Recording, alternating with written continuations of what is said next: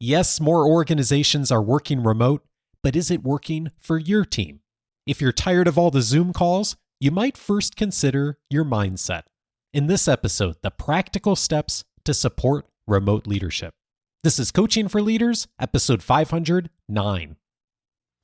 Produced by Innovate Learning, maximizing human potential.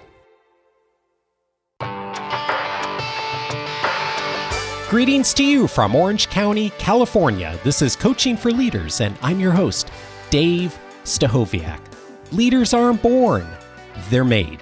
And this weekly show helps you discover leadership wisdom through insightful conversations. One of my favorite books of all time is a book called Transitions by William Bridges. And in that book, he talks a lot about change and transition. And he makes the distinction that change tends to be external. It tends to be something that happens very quickly to us.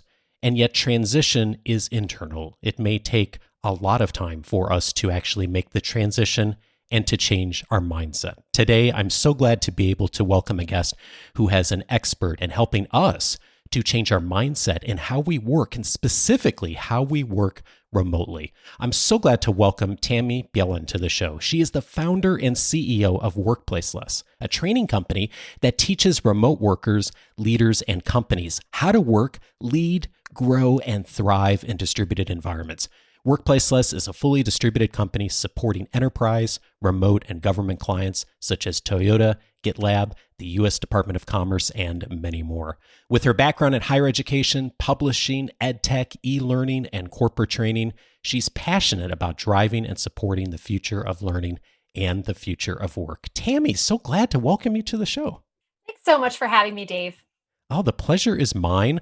As I've been following your work over the last year or so, and as I dived in on one of your courses, there's a quote that really leapt out at me. And you say in the course, the number one hesitation that businesses have about becoming more distributed is, how will I know that my team is working if I can't see them? And the answer is, you won't. And I was thinking about that because a lot of what I've heard about struggles around remote work and thinking about what our clients have said over the years comes down to the word control.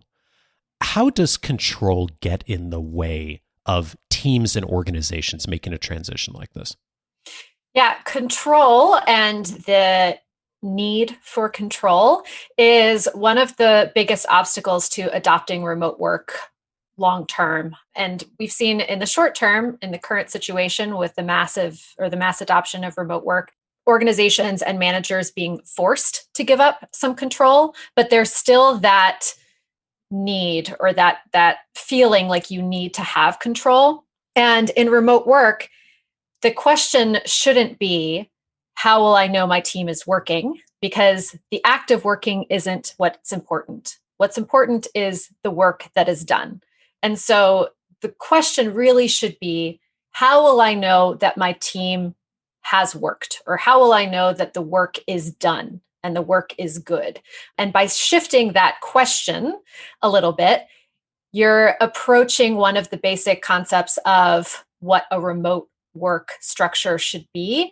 And that is focusing on results as opposed to focusing on input. And that question, whenever we get asked that question, how do I know that my team is working? That is an immediate indicator to us that there are control issues within the leadership team. And often that manifests itself in micromanagement, which is, not an effective way to manage in general, but in remote work, it's especially detrimental because in remote organizations or in effective remote environments, trust in your colleagues and trusting that your colleagues are doing work and are getting their work done is fundamental to making sure that the overall culture is conducive to a remote structure. One of the invitations you make to organizations is to adopt something you call a placeless mindset. What's a placeless mindset and what's different about it than the mindset that we typically have approached the workplace? Yeah, a placeless mindset is an integrated way of thinking, living, and working. It is a philosophy more than anything else. And it's one that recognizes that our lives and therefore our work, they're not stuck in a place. They're not dependent on a place in order to happen. And the placeless mindset is based on 5 principles. First one is to embrace location independence over physical presence. Second is to empower autonomous work with flexible schedules. The third is to impact productivity with asynchronous communication and collaboration. The fourth is to be open and transparent. And the fifth is to trust your colleagues and employees. So those key principles, as you, as a leader and as an organization, if you're able to embrace that, you're going to do a better job at making this transition. And I would love to dive in on some of those, because I think that there's some key lessons for us as we think about making a transition like this. And the first one is embracing location independence over physical presence. What's the benefit of doing that? The benefit of doing that is in really recognizing that work can be done anywhere. And so when you embrace location independence and you see it as a benefit instead of an obstacle to overcome, then you can really leverage all of the benefits that location independence brings you. So for instance, tapping into a global talent market. That is an incredible benefit that is available to organizations that have a placeless mindset. And an organization that doesn't have a placeless mindset is limited in their talent pool to one geographical or several geographical locations.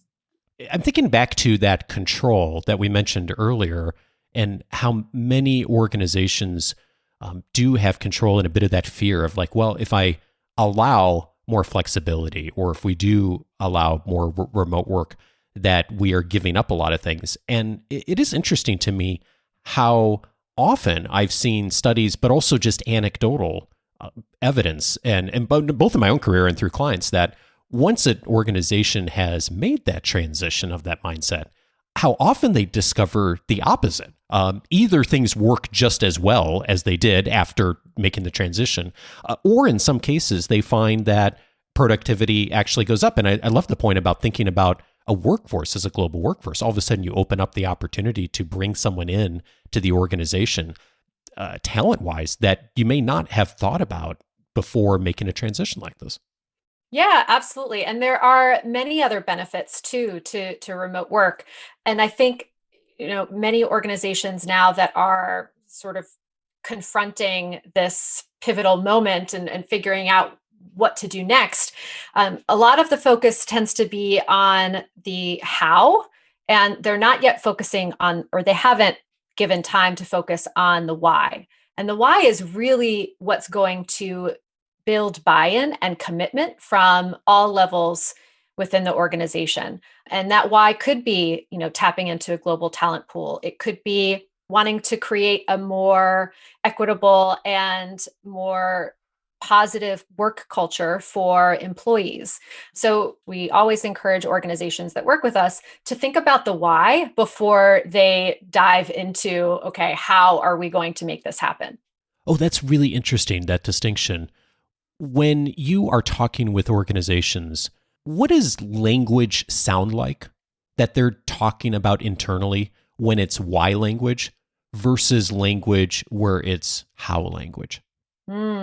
So I'll start with the hows first, because I think that's typically, you'll probably recognize this as well, but it's, all right, well, who do we let work remotely? Like, who's going to be allowed to work remotely and who's going to have access to that benefit?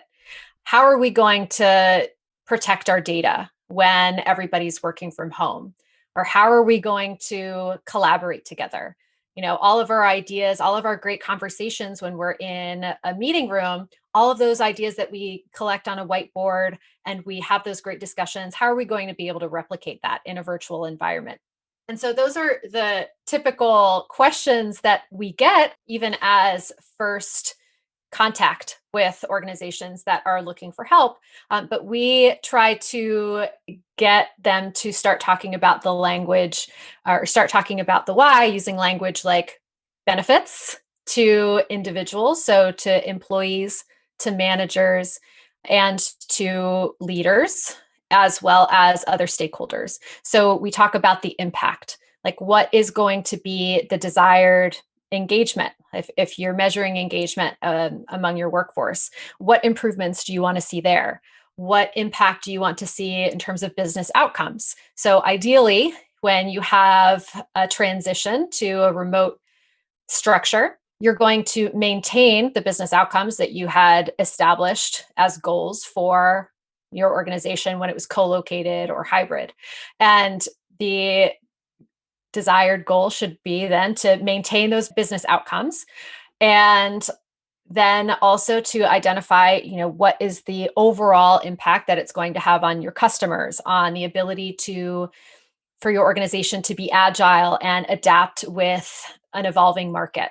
So we really encourage organizations to think about that desired future state. Like, what does work look like in 12 months? And what does that mean for your employees? What does that mean for their experience? What does it mean for the manager's experience? What does it mean for your customers and their experience? So really visualizing what that vision is for a future state of remote work. I'm guessing there are a lot of organizations that reach out to you. And the first, as you mentioned, the first context of the conversation is the how, right? Logistically, how do we do this? And as you start talking with them, that some organizations really get to that place of embracing that why and dive in on that and really bring that into the heart of what they're doing. And some organizations may espouse that, but they don't really get there. The ones that really do embrace the why, that really do make the transition of their mindset, what's different about them? So typically what's different about those organizations is there are leaders at a very high level. So typically at the executive level that have really bought into remote work. And so they typically model those placeless principles. And by modeling the behavior that's associated with those placeless principles, they're able to demonstrate that they are committed to making remote work. And that trickles down to lower levels of leadership and then to individual contributors. But when we see executives really buy into all of these concepts and also model that behavior, that's when we know that there is a compelling why that executives have established, and they're able to communicate that effectively to the rest of their team. When you think about someone or maybe an organization you've worked with in the past that's modeled that well, what are the kinds of things that the executives who are modeling that behavior are doing that maybe are a little different than how most organizations might approach it? So typically those executives are having internal conversations about so they might not be using the same terms that we're using, but they're asking the questions that need to be asked. They're having internal conversations and they're tapping into the expertise of other organizations and other consultants, of outside experts that have been through that process of transitioning and have done it well. And so they are not afraid to talk about or find out what they don't know. And that manifests itself in various different activities, but they are asking questions, they're empowering their leaders to find out what they don't know, and then they find out what they need to know in order to address those things that they don't know. And those leaders are empowered then to make decisions. And so with organizations that we see as successful in making that shift over to a more remote or remote hybrid model, we see empowerment of decision makers and really clear decision making processes. So it's very obvious who owns what decision, and there's accountability measures in place for people to follow through.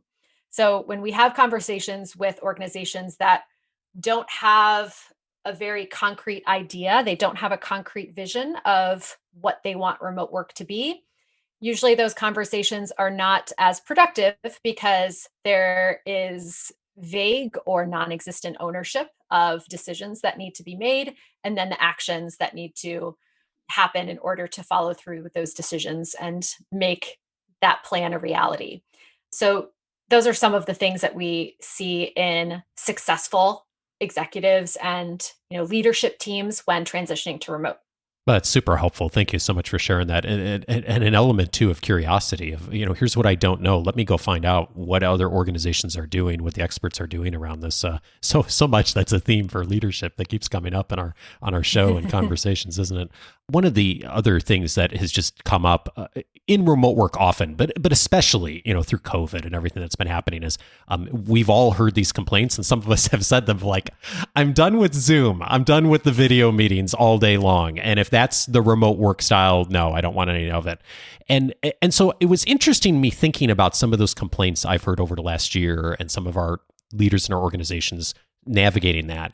And one of the principles for really a placeless mindset is asynchronous communication, which is not Zoom. It's not being on video. And I'm wondering if you could maybe walk us through that. Why the focus on asynchronous? And maybe we should define that term too, as I'm saying that out loud. Yeah, absolutely. So asynchronous communication is communication that does not happen simultaneously. So Dave and I are having a conversation. We're recording it on Zoom. It's happening at the same time. So that's synchronous communication. A virtual meeting with attendees from all over the world. If it's happening at 1 p.m. Eastern, it's happening at various different time zones. That's all synchronous communication.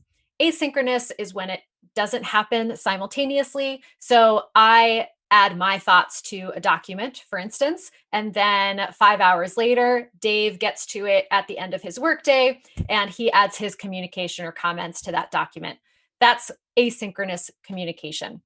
And the reason that asynchronous communication is so critical in remote work is that it is more inclusive. It allows everybody to actually leverage the flexibility of remote work and do their work, part of which is communication, do their work at a time that best suits them, whether it is because writing or contributing thoughts to a document before their kids wake up early in the morning, that's a time that works for them, or whether they do their best collaborative thinking in the afternoon, that's the time that works for them. Asynchronous communication allows teams and individuals to actually leverage the flexibility of remote work. And that's why it's so critical. Because Dave, as you mentioned, the Zoom fatigue is because we are trying to make remote work feel more like the office. And the whole point of remote work is that it is not like the office. Yeah. That's such a profound thing. And I hadn't really thought about it that simply before. And that's where you end up with the 8 hours of Zoom meetings a day that some people have been navigating. And I was thinking about this too. One of our community members wrote to me about remote learning recently and said the policy in their organization is basically, we don't know what people are doing if we can't see them. So make sure every discussion is on Skype or Zoom.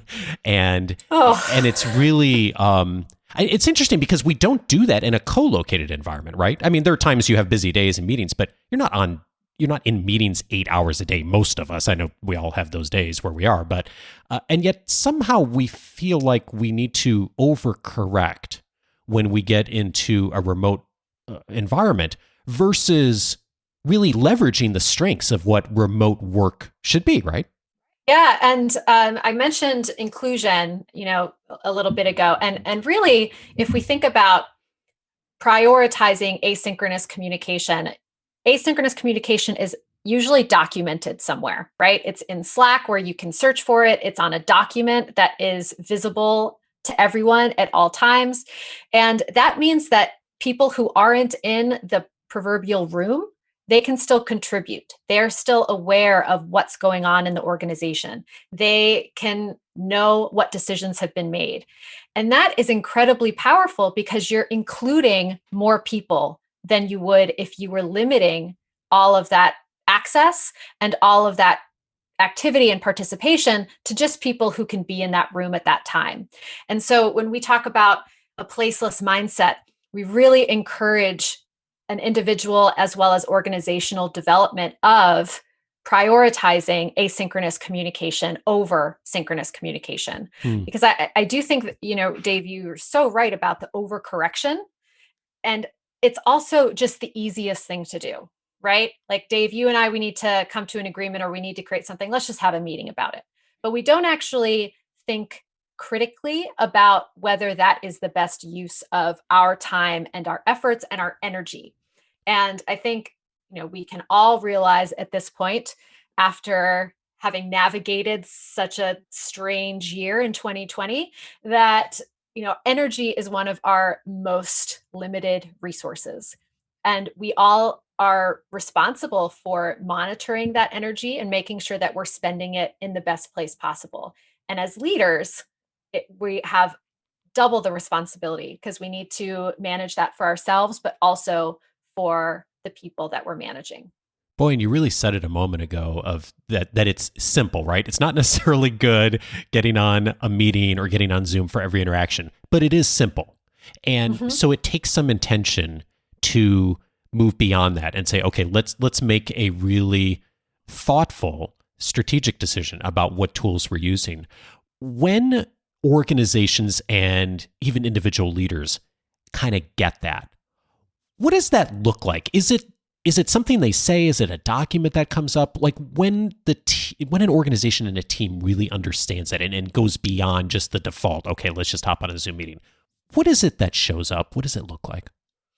Yeah, when we work with organizations to develop their asynchronous communication muscle, we first start by developing a communication charter. And this is an agreement of how communication will happen, what types of messages are exchanged, and what channels are used for that communication type, as well as what does this look like in reality and what does this not look like? What are bad or non-examples of this communication?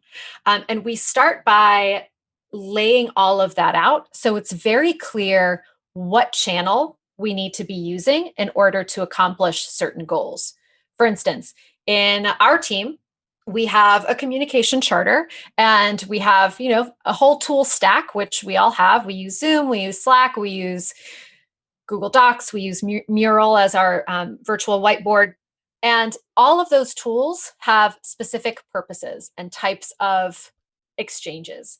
And so we're very clear about, if you have a comment or a suggestion about a specific content item, that suggestion needs to go as a comment within that document. Don't add it in Slack because that is not where that kind of comment goes. Slack is for, exchanges among multiple people. If you need to go back and forth more than 3 times to clarify something, then you need to schedule a call just to clarify something. But we're very intentional, to use the word that you used earlier, about what channel is used for certain purposes. And that's how we start off with organizations as well. Because often teams have sort of compiled this whole mass of tools, and there's not any agreement or alignment on how everybody's supposed to be using those tools. So Zoom, for instance, becomes the de facto communication for everything, even if it's just sharing an update, which I know we can all agree is probably the worst use of a visual or virtual meeting platform, is just attending like a weekly update where somebody is reading slides or reading long paragraphs. So when Zoom becomes a de facto for everything, you're not leveraging all of those benefits and all of those features of all of the other tools that are available to us. So listing out the tools that we use, identifying how we use them as a team, and agreeing to use them in an aligned and consistent way. And part of that is also creating steps for addressing when that communication charter or agreement is not being followed. So, we have an established process for calling somebody out professionally and politely, but saying, according to our communication charter, this is not how we use this tool. Let's use this tool. And if changes need to be made, then changes are made, but then the entire team needs to be aware and agree and follow through with those agreements. Wow, that's huge. It's so much conflict comes from unclear expectations. So just getting clear in advance. And I know it takes time and attention to do what you just described of putting together the flow chart. And here's what we would do as an organization when someone doesn't follow the process. And yet I have to imagine that makes such a difference on a daily, weekly, monthly basis as far as number of hours of communication time, efficiency. It just seems like it would be night and day, the difference. Oh, it's huge. And also, just on an individual level, how many times have you thought, oh, do I respond? Do I send out an email to my team? Do I send this on Slack? Do I add this as a comment, or do I just add it to all three of those things? And so if we multiply that decision-making time by every single individual contributor and manager on a team, that's so many minutes of indecisiveness and not being sure. And then when you're oversaturating those channels with communication, you're also wasting other people's time because they're having to consume that information in multiple channels, as opposed to being more streamlined and just sending that information to the one channel it needs to be in. Huge. I know there are people listening to this who are nodding their head and saying, I get it. I need to do more of this as a leader, maybe as an organization, or maybe already are doing some of this. And yet they are working in a larger organization where senior leadership or the top person is not yet there. They're the person that is still very concerned with control. Maybe there's some fear about doing more of this. For the leader who finds themselves in an organization where senior leadership isn't there, the culture is not yet there to do more of this, what can they do as a starting point that gets them, at least their team, moving in this direction a bit? Yeah, in our workshops, we always encourage our participants to think of one tiny action, or an OTA.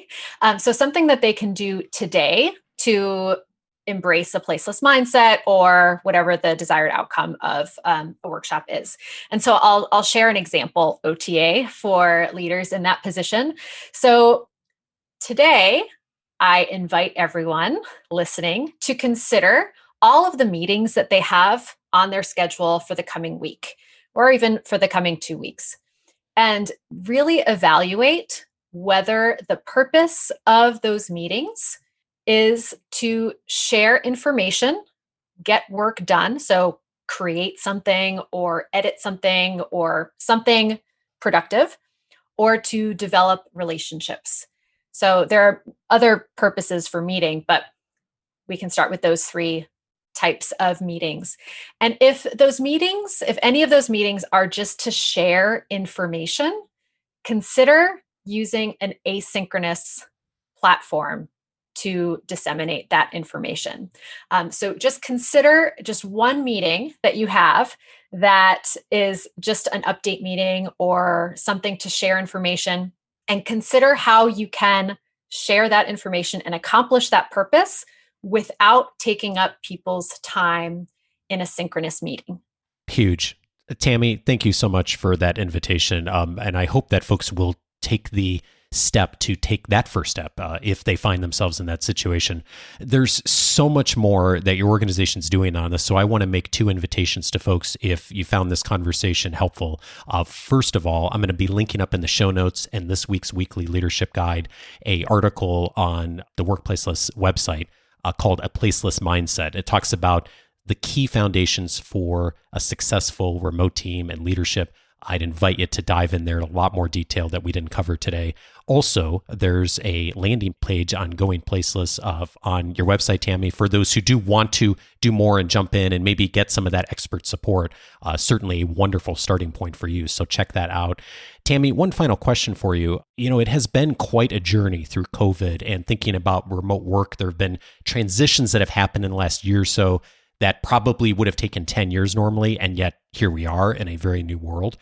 As you and your organization and clients have navigated over the last year or so, what have you changed your mind on? Yes. So when we first started out and everybody was started out, at the beginning of the pandemic, and everybody was beginning to work remotely, and organizations were making public announcements about how long this remote experiment was going to last, I thought that mindset would no longer be an issue, or it would become a smaller issue than it had been before 2020. That was completely wrong. I had assumed that with people adopting remote work and seeing how remote work could work, that there would be this magical shift in mindset and in traditional ways of working and business principles. And I thought that people would just want to embrace remote work in the long term, and some of these mindset obstacles would just magically go away. And what I have changed my mind about is that actually mindset right now is even more of an obstacle to sustainable long-term remote work than it was before 2020. And the reason I think that is because when we were helping organizations make the transition to remote before, we automatically assumed that these organizations had the time to make that transition in a thoughtful, intentional, and strategic way. And so we were providing all of those resources and support to make sure that they were thinking about the questions that they needed to think about to make remote work sustainable. And now we've seen many organizations just quickly adopt remote work without having the time to think about it strategically and think about all of the components that need to be invested into a supportive, positive remote work environment. And so individuals are experiencing a less than optimal remote work experience. And so now we're having to battle not just the sort of long standing assumptions or biases about remote work, but we're also having to battle these really negative experiences that people are having. And, to no fault, really, there's no blame to be assigned to anyone in this. It's just the situation that happened. And it's one of the challenges that I, as a remote work advocate, and our organization, as a company that's committed to improving the sustainability and the experience of remote work, it's just something that we are, continuing to need to be aware of, and continue to develop materials and resources that can help address some of those issues. Tammy Bjelland is the founder and CEO of Workplaceless. Tammy, thank you so much for your expertise. Thanks so much for having me, Dave.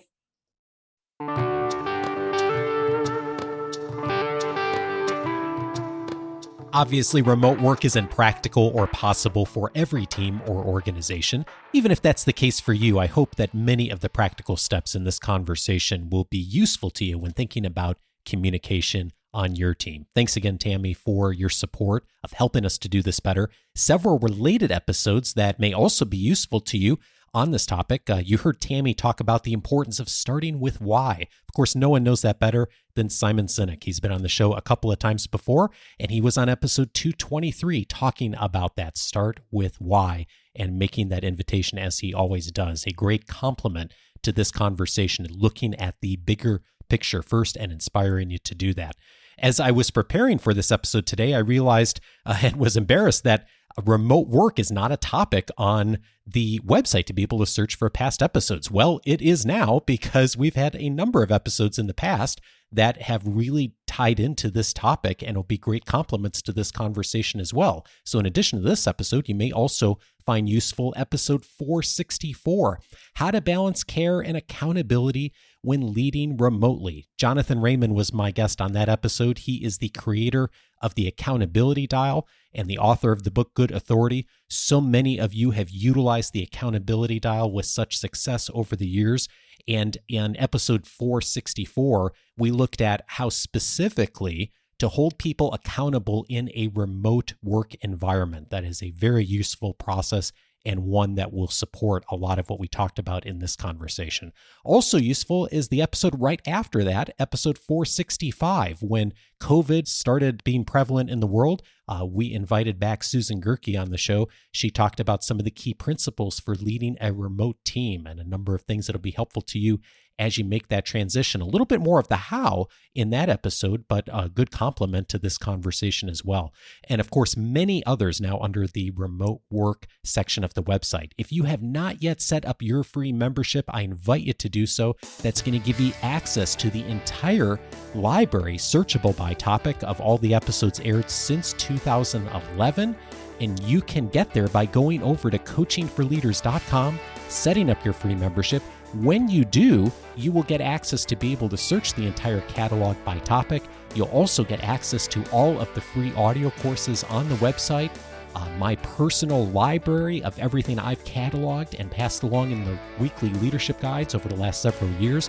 And you'll also begin receiving my weekly leadership guide that comes every Wednesday. It includes the notes and links for every episode, and also some of the resources that I've been finding for you during the week that will support you in your next step in your leadership development.